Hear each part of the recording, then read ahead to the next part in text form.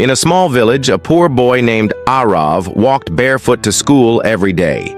His feet were toughened from years of walking on sharp stones and scorching ground. Despite his struggles, Aarav never complained.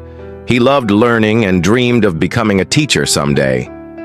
One day, Aarav's class was organizing a sports day.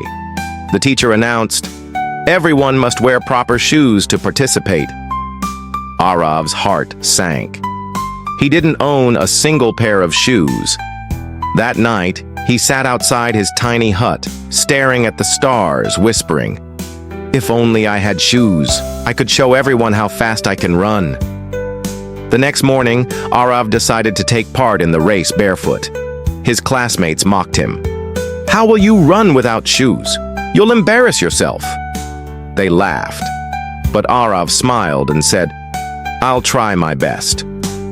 As the race began, Aarav ran with all his might, ignoring the pain from the stones digging into his feet. He wasn't the fastest, but he didn't stop until he crossed the finish line. His feet were bruised and bleeding, but his spirit shone brighter than ever. Among the spectators was an elderly man, a cobbler who had been quietly watching the boy's determination. That evening, as Aarav walked home, the cobbler approached him with a box.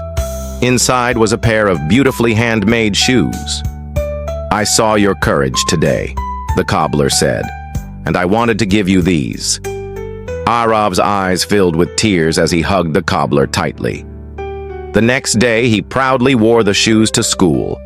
From that moment on, Aarav ran in every race and won most of them, not just for himself, but to honor the kindness of the cobbler.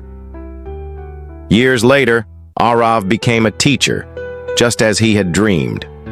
On his first day, he walked into the classroom wearing those same shoes, now old and worn.